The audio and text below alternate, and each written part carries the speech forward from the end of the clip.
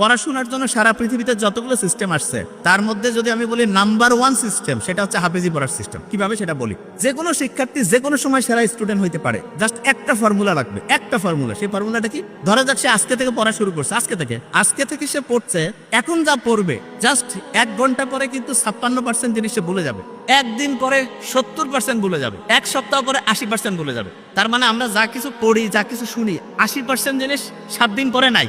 অথচ কোরআন শরীফ যারা পড়ে তারা দেখা যায় যে গোটাল কোরআনের 30টা পারা একদম A to Z মুখস্থ না। তারা কিভাবে খেয়াল রাখে? কেউ যদি হাফেজি পড়াটা দেখে, দেখবে যে হাফেজিতে যারা পড়ে ভোরের টাইমে তারা একটু পড়ে এবং সকালে আবার একটু পড়ে, পড়ার পরে দুপুরের পর থেকে তারা রিভিশন দেয়, মাগরিবের পরে তারা রিভিশন দেয়, এশার পরেও রিভিশন। সারাদিনে যে টাইমটা তারা পড়ে ক্যালকুলেশন করলে দেখা যাবে 70% থেকে 80% টাইম তারা রিভিশন দেয়, 70 থেকে 80% টাইম তারা শুধু রিভিশন দেয়। এবং ইন্টারন্যাশনালি বলতেছে যে একটা স্টুডেন্ট অসাধারণ হবে যদি সে দৈনিক যে পরিমাণ টাইম পড়ে তার 70% টাইম সে যদি রেগুলার রিভিশন দেয় তাহলে সে অসাধারণ স্টুডেন্ট হবে। এবং একটা স্টুডেন্ট যখন হচ্ছে যে হাফেজি পড়ে তখন তার ব্রেইনের মধ্যে কিন্তু একটা আলফা ওয়েভ তৈরি হয়, আলফা ওয়েভ। এবং এই ওয়েভটা এমন, একটা পৃষ্ঠা পড়তে লাগতেছে ধরলাম যে 10 মিনিট, আপনি যদি আলফা ওয়েভে পড়েন, আলফা ওয়েভ ব্রেইনের মধ্যে, তাহলে আল্লাহর রহমতে আপনার ওই পড়াটা 2 থেকে 3 মিনিটে হবে। তার মানে স্বাভাবিকভাবে একটা পড়া আপনি যেই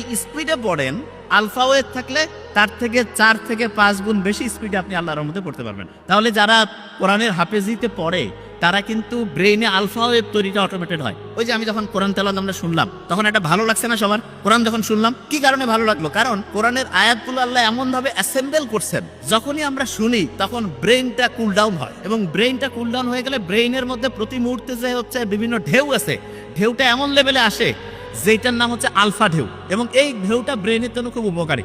দেখেন সায়েন্স যে আবিষ্কার হচ্ছে, আপনারা দেখবেন কোরআনে একটা আয়াত আছে যে উটকে আমি কেমনে বানাইছি এটা কি তোমরা দেখবা না? উট তা কিছুদিন আগে আবিষ্কার হইলো যে উটের যে চোখের পানি আছে না, এই চোখের পানির মধ্যে এমন এক রকমের মেডিসিন আছে যেটা প্রায় 30 রকমের সাপের যে বিষ সেটাকে নিষ্ক্রিয় করতে পারে। ওই যে রাসেল ভাইপারের নাম শুনলাম না, খুব আলোড়ন সৃষ্টি করছিল, সেই রাসেল ভাইপারের যে বিষ ভয়ঙ্কর,